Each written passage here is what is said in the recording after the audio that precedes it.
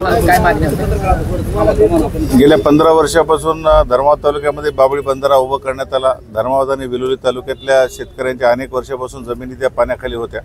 एवढा असूनही सरकारने आजपर्यंत जमिनीचा मावेजा दिलेला नाही। त्या अनुषंगाने आम्ही गेल्या महिन्यामध्ये कारेगाव फाटा येथे आंदोलन केलं।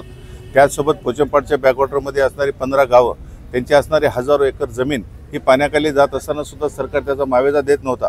तोही मुद्दा त्याच्यामध्ये होता। आम्ही गेल्या 2 महिन्याखाली जी बैठक झाली त्या अनुषंगाने जिल्हाधिकाऱ्यांनी अहवाल तयार केलेले आहेत। त्यांनी आम्हाला आश्वासन दिले की या महिन्यामध्ये अहवाल शासनाकडे सादर होतील आणि म्हणून आम्ही गेल्या महिन्यामध्ये या बाबळी बंधाराचे गेट टाकू दिले नव्हते।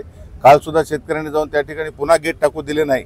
त्यामुळे शेतकऱ्याला चर्चेसाठी जिल्हाधिकाऱ्यांनी बोलवलं होतं। आज या ठिकाणी सकारात्मक पुन्हा चर्चा झाली। जिल्हाधिकाऱ्यांनी भूसंपादनाचे सरकारचे आदेश आम्हाला सांगितलेले आहेत आणि 1.5 महिन्यामध्ये भूसंपादनाची पूर्ण प्रक्रिया त्या ठिकाणी राबवली जाईल आणि ज्या लोकांच्या जमिनी त्या बाबळी बंधाऱ्याखाली जातात त्यांना 1.5 महिन्याच्या नंतर त्या ठिकाणचा भूसंपादनाचा मावेजा देण्याबद्दल जिल्हाधिकाऱ्यांनी आम्हाला आश्वासित केलेला आहे।